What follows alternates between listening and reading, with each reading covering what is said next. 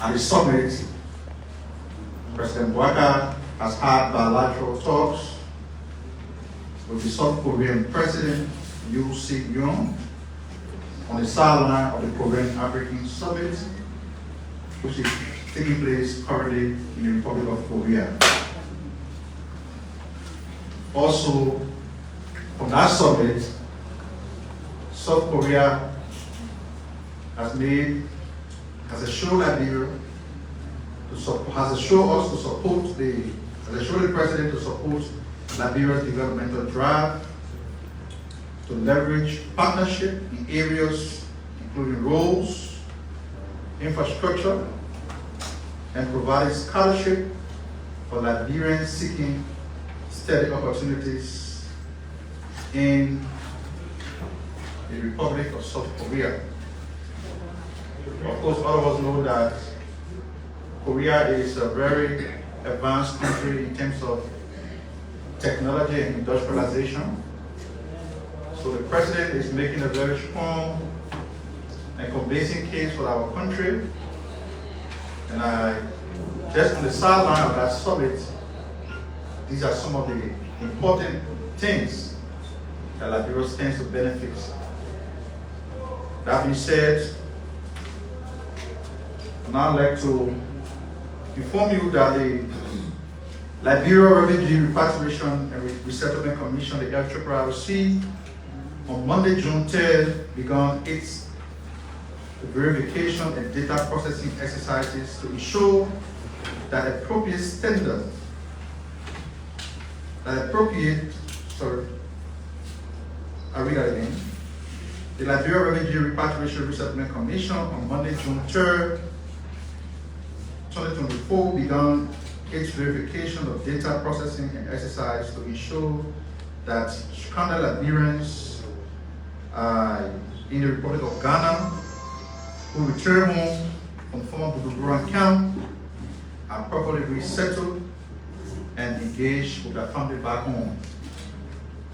Our Director of Press, of Public Affairs, Mr. Lawrence Family, is currently with the Cllr team in Ghana to ensure that the large batch of our citizens that are stranded due to some stringent measure being imposed by the Ghanaian authority is there to ensure that our citizens can return home peacefully and be given the dignity that they deserve. Of course, last week we talked about the first batch of people that arrived. They've been posted to a place in Banga or Kari, it's a holding site. So the processes are ongoing. We also like to speak to the situation at the Liberia Drugs Enforcement Agency, which the President has made swift intervention by suspending with immediate effect the 3 senior officials that were appointed at our agency. The government is committed to the fight against illicit drugs. And those who will benefit from the President's appointment power are to at all times be responsible in the exercise of their duty. The situation at the LDA became absolutely embarrassing for the image of the government, and the President, the Excellency, could not help but to take swift action. Also, the President has effectuated an immediate investigation into the claims and counter claims that were made by the 3 officials. They will be investigated. Why should they be investigated? Because it's important. Some of the things that were said on the audio or video that is circulating in the public tend to undermine the government commitment to fighting illicit drugs. And so they are on suspension without pay. And Mr. Christopher Peters, whom many of you may not know, he comes from a security background, a very trained professional criminal justice practitioner, has been appointed by the President to serve as officer in charge. This action, let me conclude, has to serve as a warning to all public officials that when you are given the opportunity to serve the country, you have to do so diligently. Especially so when you are being appointed to a position to address a particular pandemic that is now becoming a social problem in our country. Like I said, it was very unfortunate, and we thank the President for taking siege of the matter. The public can be assured that the government commitment to fight illicit drugs in this country remain unwavering. We feel that our society, the future of our country, is being threatened by the importation, systematic distribution of these illegal substances that damage, or that is damaging the future of thousands of Liberians. And so therefore the government is undeterred. The action taken by the President to send a signal to the public that the President takes the fight against illicit drugs very seriously. Lastly, Liberia has been admitted to the MICAT group. The MICAT group is an international consortium of financial intelligence units. They do intelligence sharing, they do fact findings to help fight and mitigate the threat of money laundering and terrorist financing. The officer in charge at Liberia's Financial Intelligence Unit, Mr. Mohammed Nasser, informed us that this has been a long time coming. Liberia's efforts to be admitted to this group is a massive leap in the fight against corruption, because the LACC board is here to talk about issues surrounding asset declaration and others. There are people who have offshore accounts, foreign bank accounts, and everything. This group that Liberia has been admitted to form a part of. It's an intelligence share, for example. If you came to Liberia, you gave a position to serve, and you invest some money, invested in other countries, and there's no way that we can trace it back home, the Liberia Financial Intelligence Unit can partner with financial intelligence unit in those countries that will be corrupt officials to find as safe havens to discover those stolen wealth. So it's a massive move for us, and we would like to have here next week, hopefully, the FIU so they can follow the elaborate on this. That being said, let me now take the opportunity to invite to the podium the Executive Chairperson of the Liberia Anti-Corruption Commission to make a presentation. Madam Chairperson.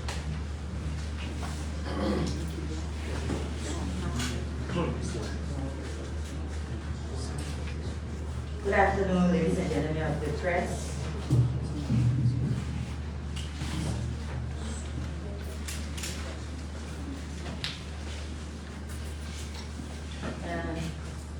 Thank you to the Ministry of Information, Culture and Tourism for giving the LACC this opportunity to be able to inform the Liberian populace of the work that we do at the LACC.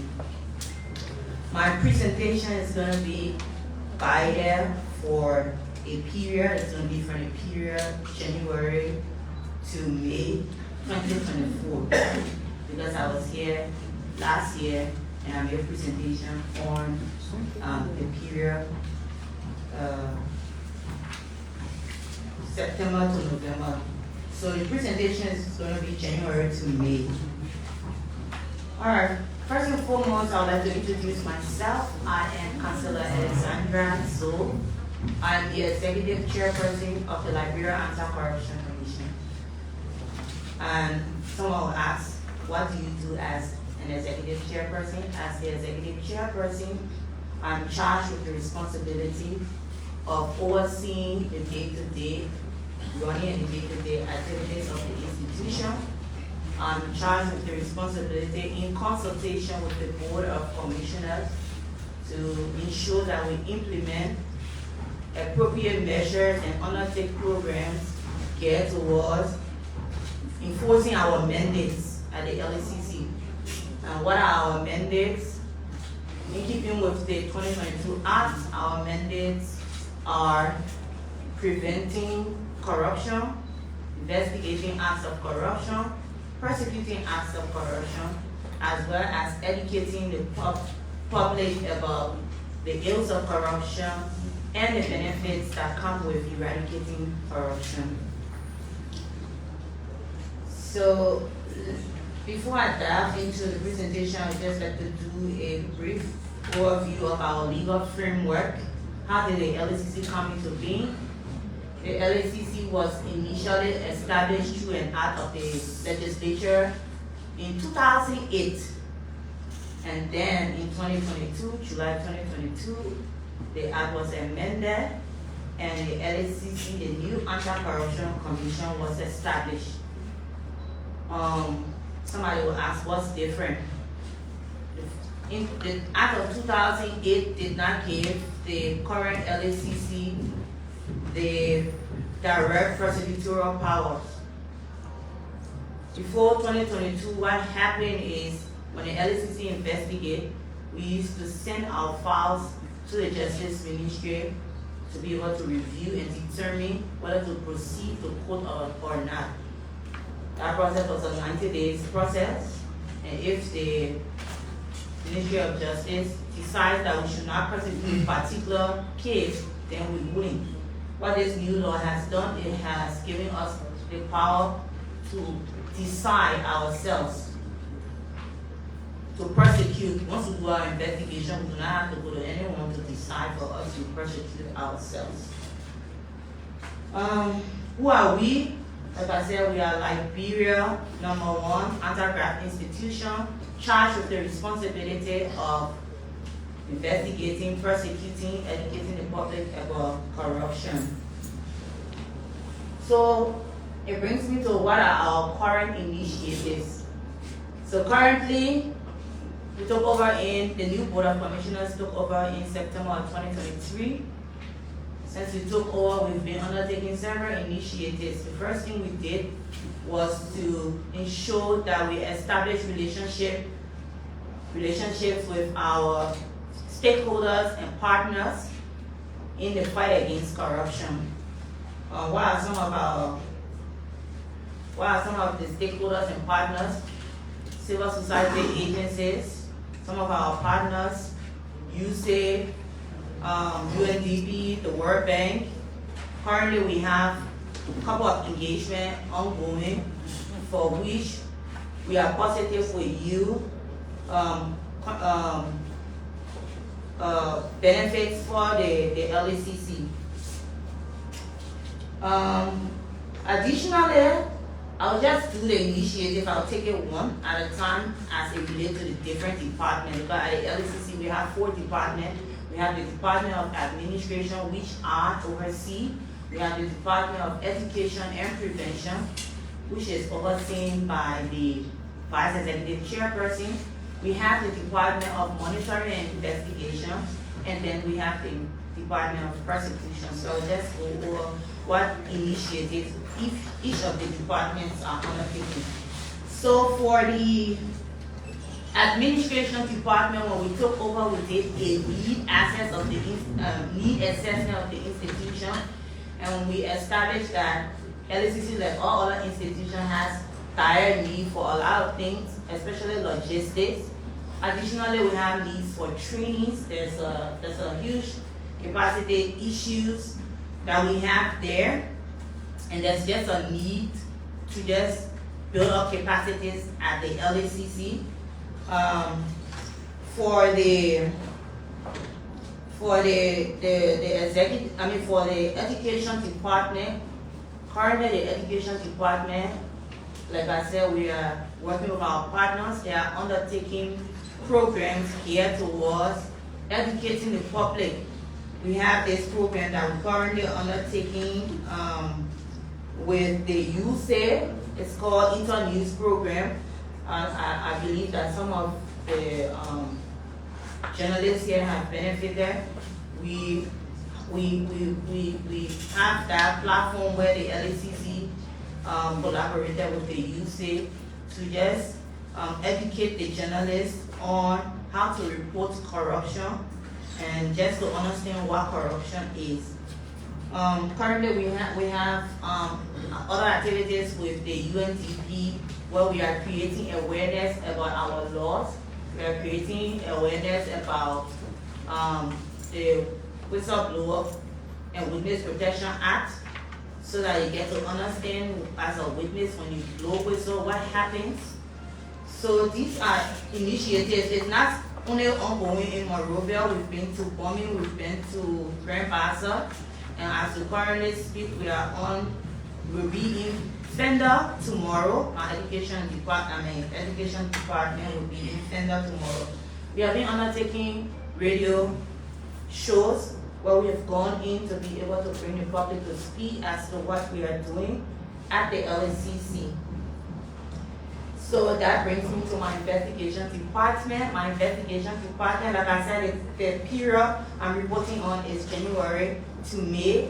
For the period January to May, my investigation department have investigated several cases that have been brought to our attention from several institutions. All of these investigations, we have concluded 5. We are about to send them to prosecution so that we can be able to draw up indictment for prosecution. Now we just name these institutions. We are investigating the Liberian, the National Election Commission, Ministry of Finance, NOCA, National Fisheries, National Center for Coordination of Response Mechanism. We are also investigating the Civil Service Agency, Ministry of State, Liberia Revenue Authority, Center for National Document and Records, Ministry of Information, Liberia Land Authority, Water and Sewer, FIA, BWI versus Women. These are cases that have been brought to us, and we immediately dive into them. We are investigating them. Like I said, we have concluded, and 4 of them we've concluded. We're about to send them to our prosecution department. So for prosecution, currently the LACC, we have 4 cases that we have indictment have been drawn up. The defendants have been served. Some of them are on a bond. Some of them have come to the LACC and they have initiated something called restitution process, for which they are beginning to pay. We're doing that closely in consultation with the court. There was an issue where there was a report of LACC not prosecuting one defendant from the Liberia Water and Sewer case. First and foremost, not prosecute is something where you remove all charges from a defendant based on either the evidence that you adduce, whether it's not, maybe it's not enough, or you have negotiated with the defendant to become state witness. In this case, this is what we did. The defendant has agreed to become state witness for the LACC, and so we dropped the charges and brought the person to our side. So when we brought it to prosecution, that person will be able to provide testimony and become state witness. As we speak, our prosecution department is currently prosecuting, I think we all know about the Mahibi County Health Team case, where monies that were supposed to be used for the Mahibi Hospital was just misapplied, misappropriated. There was 9 defendants. We charged we served all of them with their indictment, some of them filed bond. Currently, what we did, because the incident took place in Mahibi County and based on the popularity of the defendants there, we moved the court to change the venue of the trial, so that, because we cannot have the defendants coming from RDB and we have the jurors coming from RDB. These are people that have lived in the community together. We do not want a situation where we have compromises. So the case has now been moved to Banga. As we speak tomorrow, my prosecutors will be on their way to Banga to kick off trial.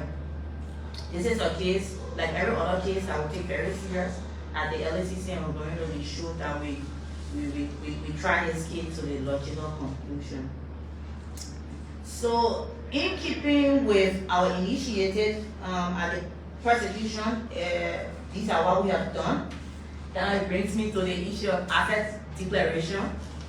So, asset declaration is a major issue, especially when it comes to public officials who are charged with the responsibility of overseeing government in a spirit of transparency, in a spirit of accountability. The legislature crafted the National Code of Conduct, and they put in those specific requirements for public officials.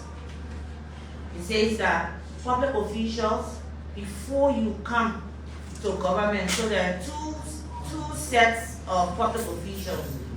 For public officials who are elected, before you come to government, it says you must declare your asset before taking seats. It says if you are involved, additionally, if you are a public official at any public institution, you are involved in decision making, involving tendering, involving procurement, involving issuance of licenses, you must declare your asset before taking seats. The next group of people who are required to declare their assets are public officials or people who are appointed by the president. The Code of Conduct, Section 10.2, H as amended, it says that when you are appointed by the president, after appointment, 30 days after appointment, you must proceed to the LACC and declare your assets. Now, what happens if you do not declare your asset? The Code of Conduct also provides for sanctions, and that those sanctions can be recommended by the LACC to the president or to the relevant authorities. So, for example, here at the Ministry of Culture and the Ministry of Information, if we have people who are non-compliant, the LACC will do a listing of those individuals and write directly to the minister and say, your controller, for example, has not declared. We want you to withhold his salary until he or she declares. Where are we so far? So we all know that we did an asset declaration, and now we are doing an entry declaration. As at, I think it was April, I reported asset declaration regarding public officials. I reported the number of 75 persons, and since we did that interview, we now have people coming in. The number has increased to 207 as I speak, and this involves the legislature, the executive, and the executive. So this just covers asset declaration. Somebody will ask, what happens when people declare? What do you do with the information?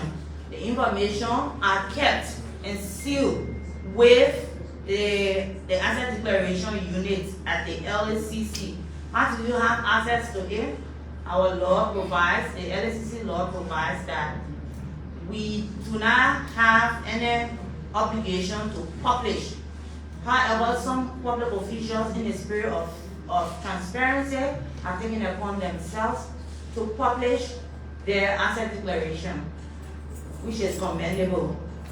For if, as press people, if you want to have access to the information that are with us, all you have to do is to proceed to the court and just get an order from the court, and then the court will order us to release that information. So that sums it up for asset declaration. Our challenges. So the LACC, like all other institutions, we have challenges.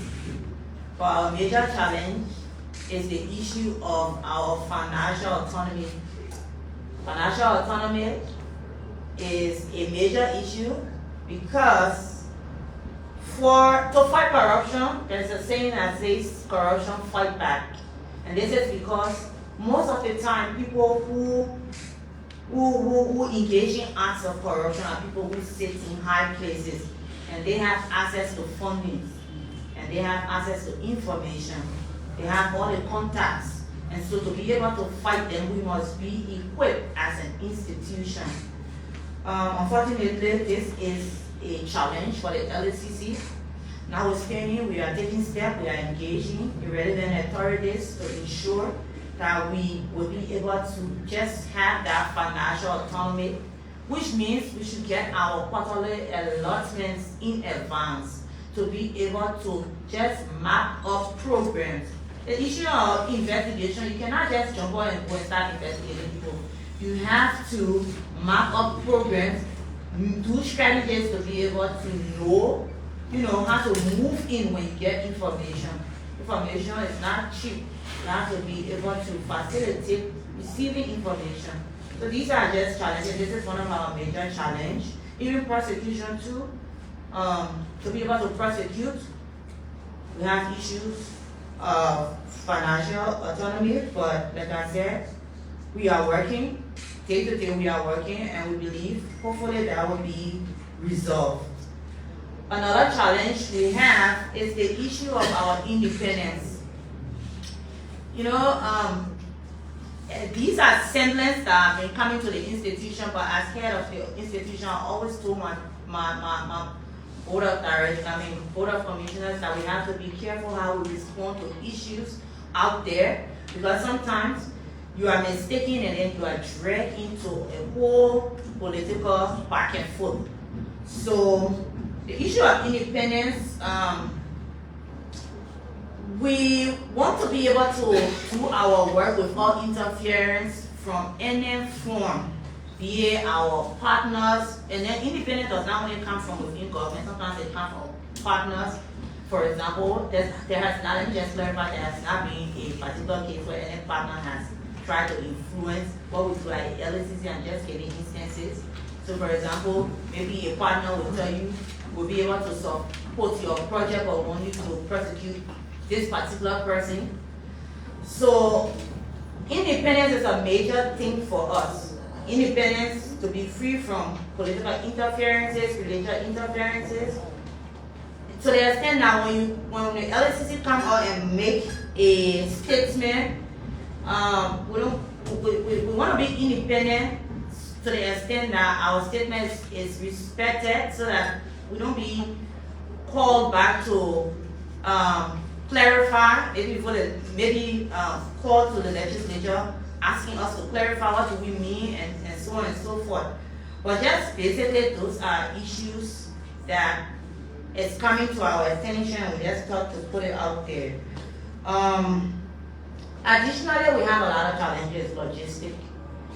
We do not have logistic. For example, when we have to do investigation, just right here in Margibi, we have to move. Currently, we have only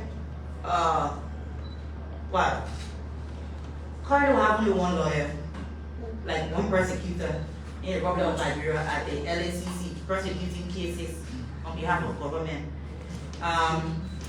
What the good part about it is that two of our commissioners are lawyers. They have been state prosecutors before. So what they do is they roll up their sleeves, they wear their gown, and also go to court. But basically, just the moving around to be able to go back and forth to court, go to court, to be able to facilitate the case there is an issue. But again, like I said, we'll continue the engagement. So these are the challenges we have. We have, like I mentioned earlier, we have challenges with our staff. They need training.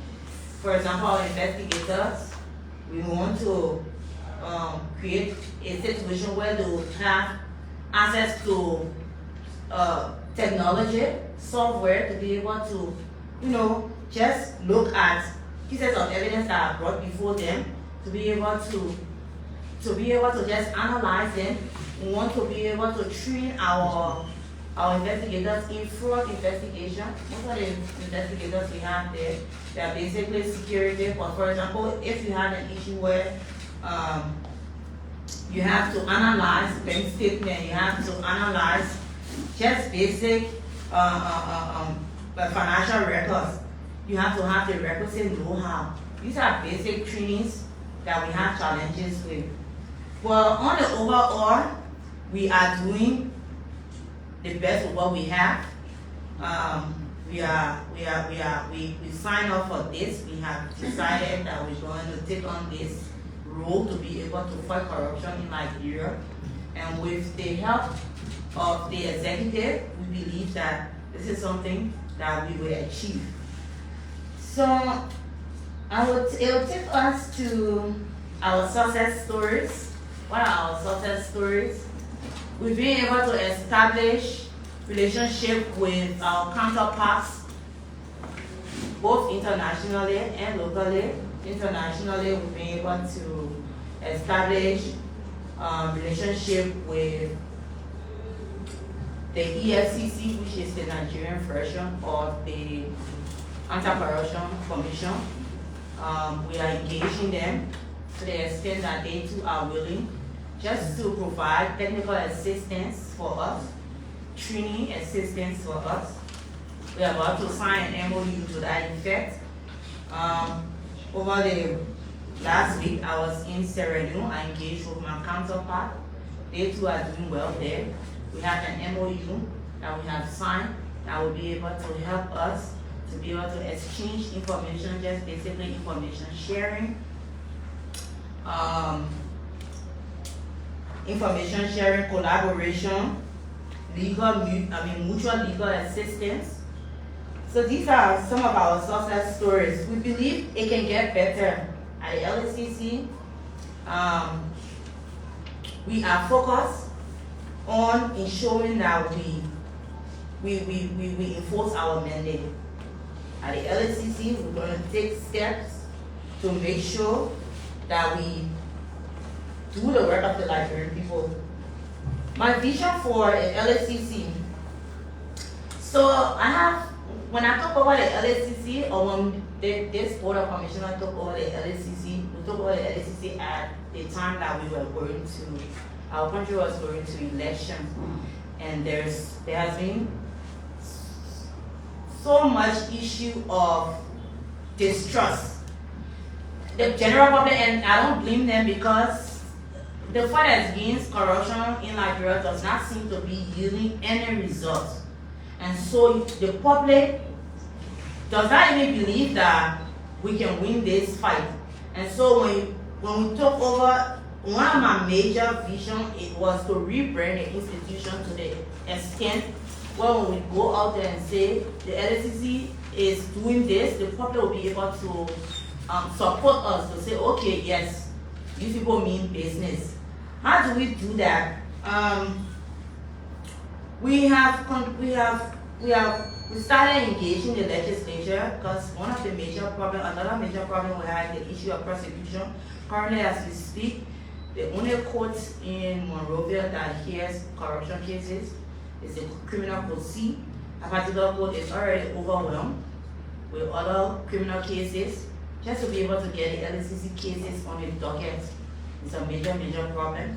We have to continuously engage the judge, which at some point, I think it was in January, he tried one of the cases for us, but it's just a problem. So my vision is to make sure that we engage the legislature, engage the executive, so that we can be able to establish the Criminal Code F, which is the Anti-Corruption Code. I'm so happy that the President has already signed a resolution for the establishment of the War Crime Code, which also gave rise to the establishment of the Economic Code that will also be responsible to hear issues of corruption. And so this is a dialogue that we want to continue to push, so that we can be able to ensure that this code is set up.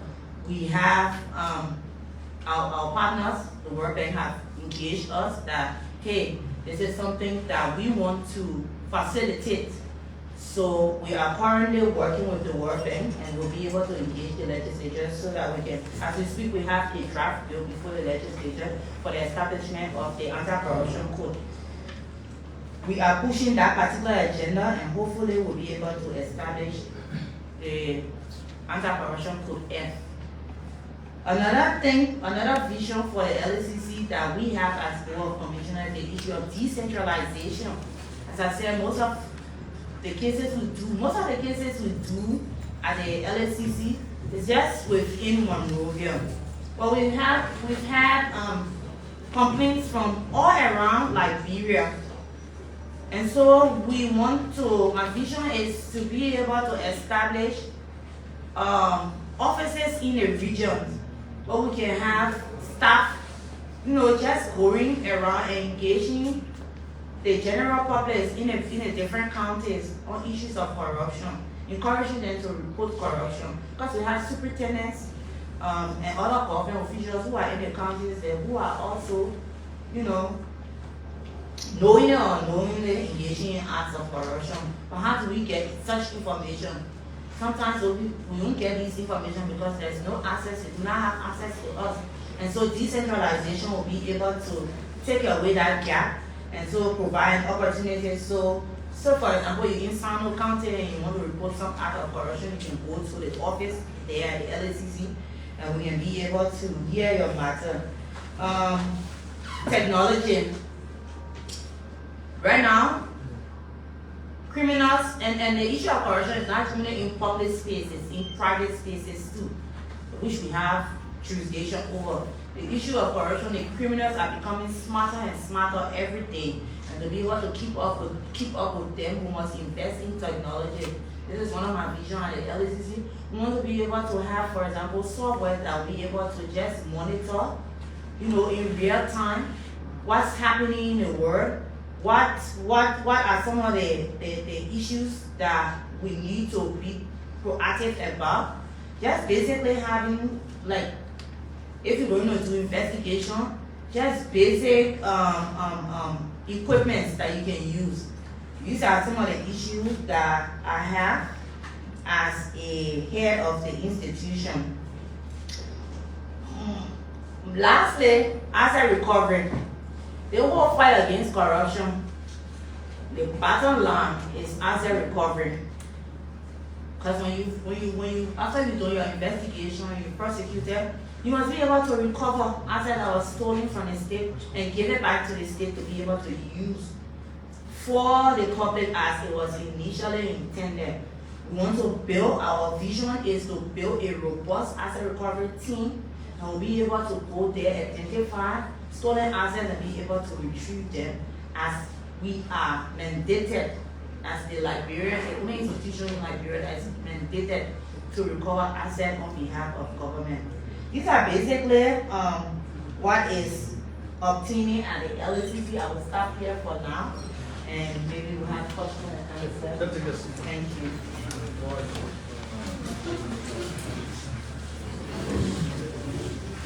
Executive Chairperson of the LACC was as clear as crystal. Now, before you put your question to Madam Zoe, just like to clarify that she indicated that the Ministry of Information is ongoing investigation. We want to send government's continuity, but that investigation is not sued under this administration. Thank you.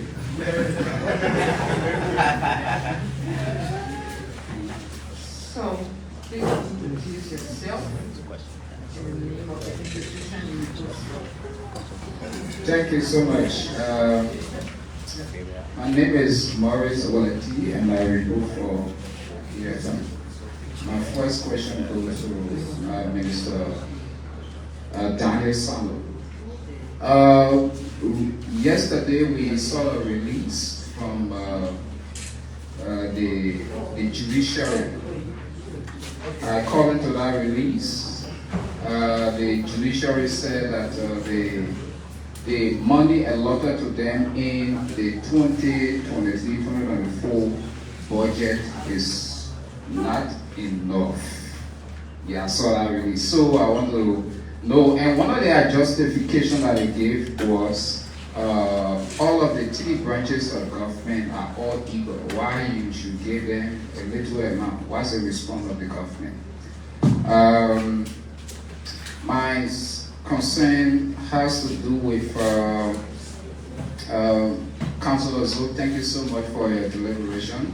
But please, I did not hear you name some the four people or four institutions you say you have already indicted and waiting to be taken to court. And the second one is the issue of the asset declaration.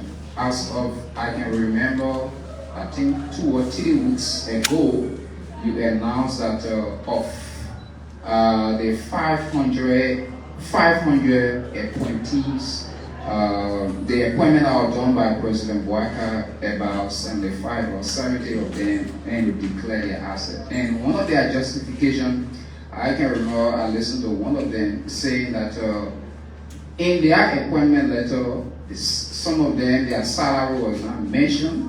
But my major issue is, can you tell us as of that date that you had made that pronouncement to this date?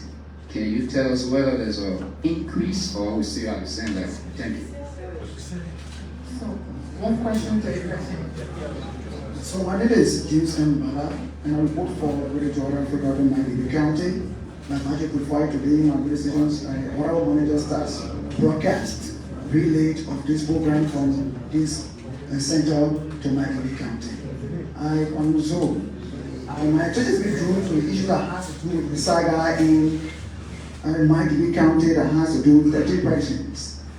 The LACC indicted. Today I heard you speaking about 9 persons. Yes, the case is transferred to Banga. What we are not getting clear from here is the case is transferred to Bomi, the case is transferred to Banga. And we as Nigerians want to know as to which area this case will drive. However, what is the damage will you cause if the case is tried and those who been accused by LACC are not guilty of the crime in terms of damage capital? Finally, the newest person who took all the state training hospital on the CUC project, how far has this case gone in regard to the same LACC calling back the day and giving the job to another person? Thank you so much. Priscilla, she wants to answer those 2 questions, and then we can take some other questions. Okay. We just wanted to make it 3 at least.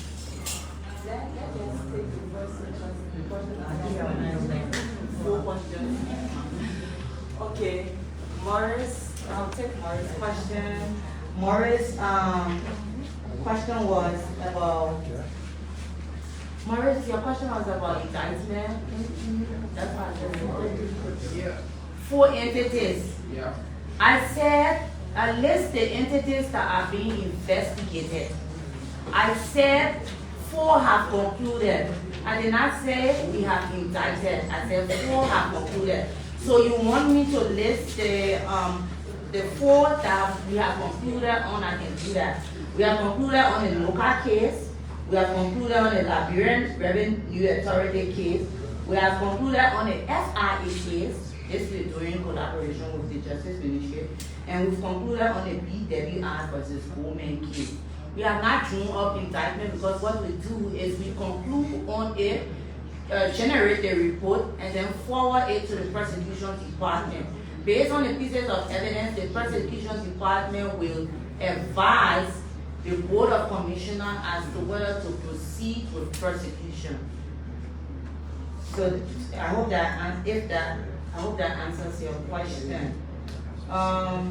The issue of the Miami County case, 13 persons, I said 9 have been indicted because the rest of the other 4, we have not been able to get hold of them. It doesn't mean the indictment does not exist. The indictment exists, but the ones who are able to, because when they indict you, they can arrest you.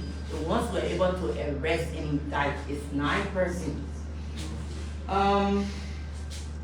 You ask whether if the person is not guilty, what happens. That is for the court to decide. There are laws that are there and they have remedies to redress. If you go through the process and you are not found guilty, you can take advantage of the law and you have redress.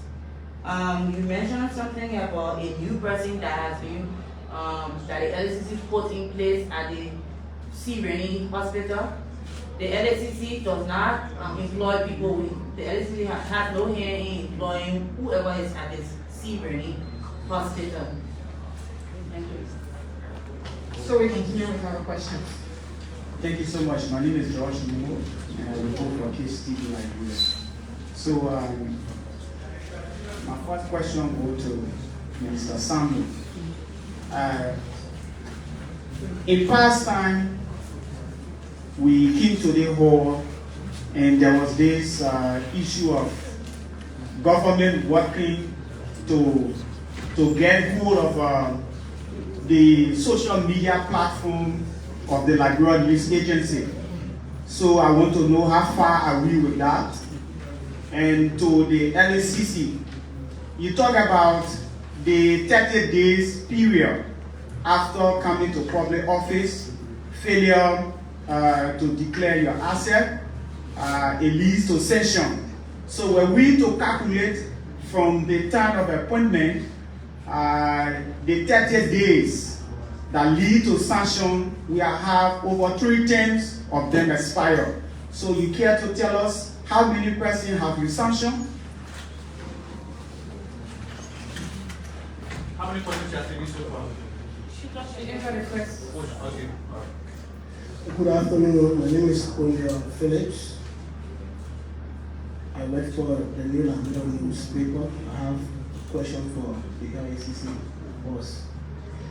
When I talk about asset declaration, mainly putting about government official appointed, here we mentioned that some official government and controllers, procurement officers are also allowed to declare assets.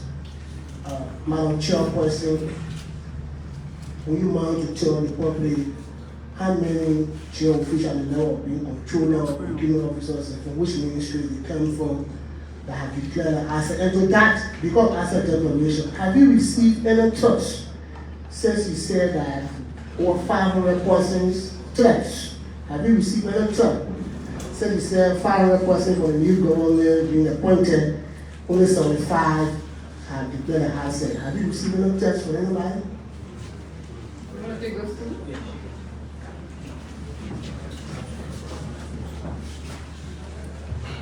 So to answer George Momo's question about the 30 days requirement, and since the law says 30-day requirement, the 30 days, there have been 3 periods, 3 different periods of 30 days that have elapsed.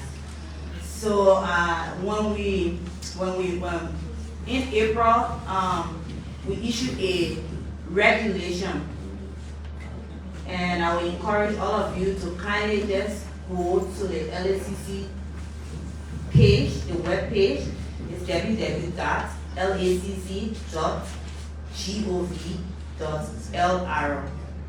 We issued that regulation to all public officials, giving July 31st, 2024 as the deadline, official deadline for asset declaration. It's like LRA. Right now, June is the cutoff period for paying taxes. Notwithstanding, as the year goes by, people are still paying taxes. So we issue an official deadline, say, hey, and let me just clarify, if you go to the LACC Act, just note it, section 5.2, subsection 0, number 4 and number 5, gives the LACC the authority to issue guidelines that will help us to effectively implement the asset declaration regime. You cannot read the Code of Conduct absent reading the LACC Act. Why is true? The Code of Conduct says 30 days. The LACC Act says that the LACC can issue guidelines. Basically, it will tell you how to proceed to declare your asset. So we started in our own wisdom.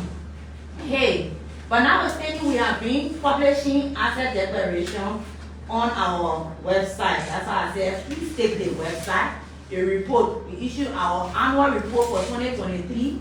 Everybody that declared and did not declare, just go there, it's there. For first quarter, January to May, everybody that declared and did not declare is there. Notwithstanding, we are saying we gave you July 31st, 2024. Everybody that was appointed from January to July 31st, if you do not come to the LACC to declare your asset, we will publish the listing, and we will officially communicate to the president. And then we will ask the president, in keeping with the code of conduct, to apply the appropriate sanctions, which some are termination of job, withholding of salary, demotion. So this is the process we are going through. So, in as much as you very correct, the 30 days are elapsed, however, the LACC Act gives the LACC the authority to decide when is the deadline, to decide how to proceed in the collection of asset declaration. This is the process we are doing. It's a regulation. Maybe you can contact me here afterwards, I can be able to share with you a copy of the regulation. But the regulation has been issued. In our regulation, it states who all are required to declare, from the executive to the legislature to the judiciary, who all are required to declare. If you just go there, you will see it. Somebody asked if I've been threatened since I issued the statement about all of 575 declared.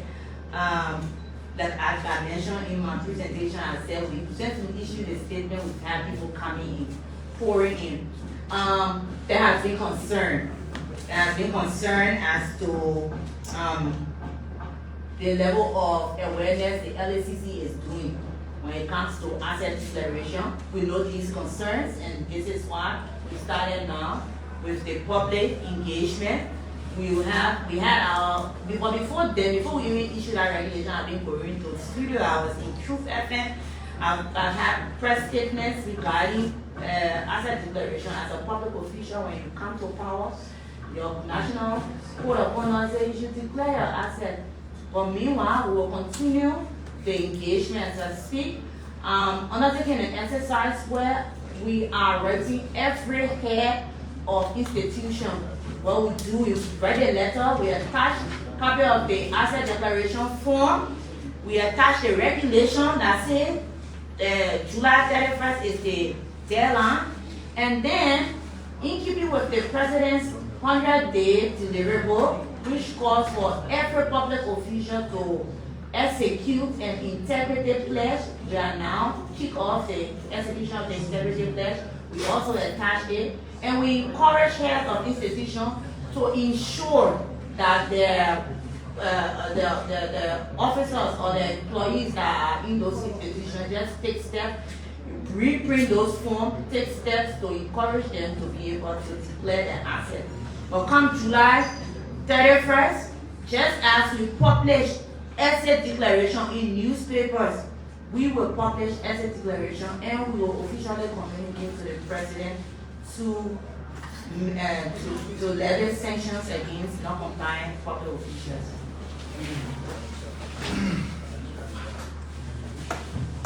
So, the reporter from Koki FM is asking us to speak to a statement which he attributes to the judiciary, the Chief Justice, that involvement to that branch of government is not sufficient.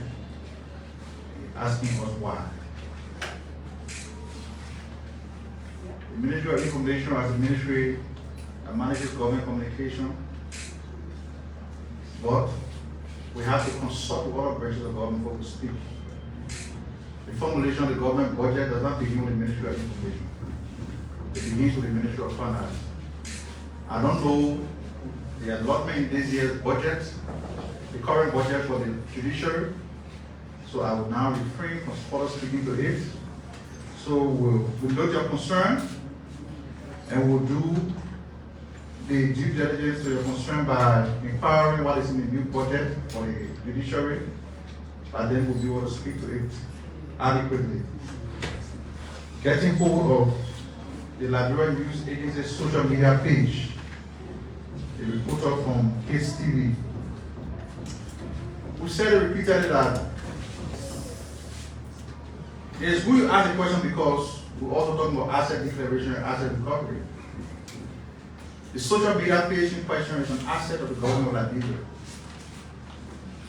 Somebody, the former director general, the former director of the Liberian News Agency has, for reason best known to himself, to personalize an asset of the Ministry of Information vis-a-vis the government of Liberia.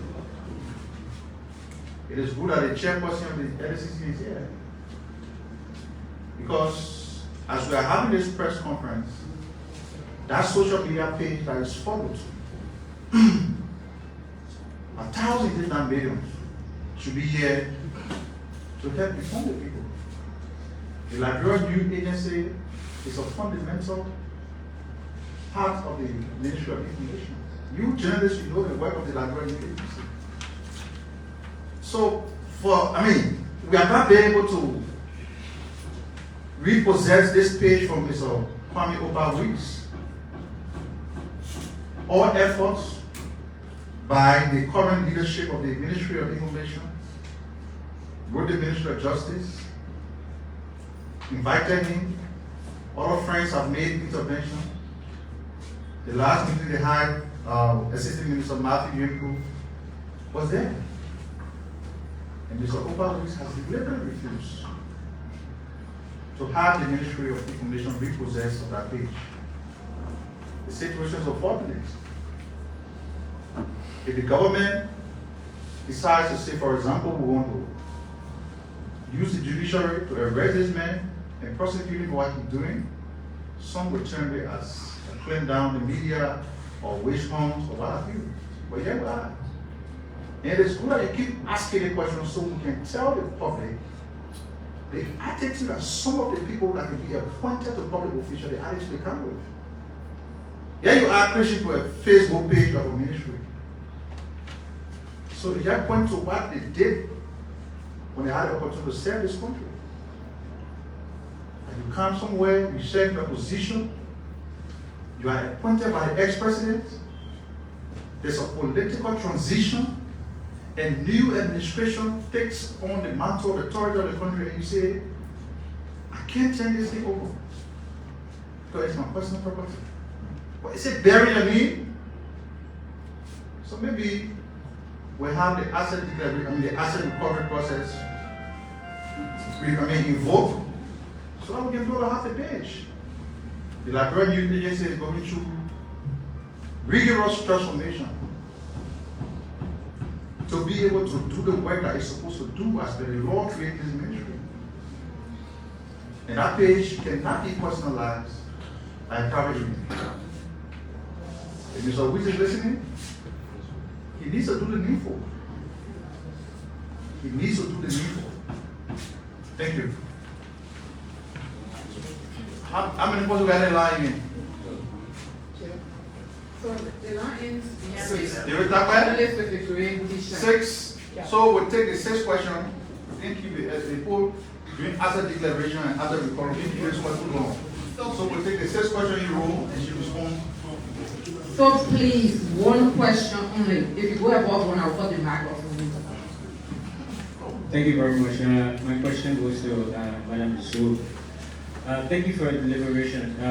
You talk about the commission not having lots of lawyer and prosecutor to fast track cases. I want to know, is this in any way hampering or undermining the fight against corruption? To that question is, what is the LACC is doing to bring on board more professional people or lawyers and to fast track criminal or corruption cases? Thank you. So, Cllr is the name, and I report for the Today Independent New Dawn newspaper. I just want to appeal. I've been finding it difficult to reach the chair lady, and I want to use this occasion to just ask you 2 questions. So please, if you can please stay with me. Okay. The only institution mandated to go after asset recovery is LACC. That leads me to my first question. The legality of asset recovery has been questioned, and there is a state order currently that has been placed on this operation. However, the petitioner is questioning whether the President Executive Order is duplicating the function of the Ministry of Justice or the LACC. Henceforth, the Ministry of Justice responded to the Supreme Court and said the order is legal and doesn't interfere with their function. So on this note, I want to know the position of LACC on this matter. Is the executive order legal or not? Is it true that the executive order is interfering with their function at the LACC? That's 1. 2. Please, keep him in there. But let me just say, let me just say for the record that there's no state order on the operation of the asset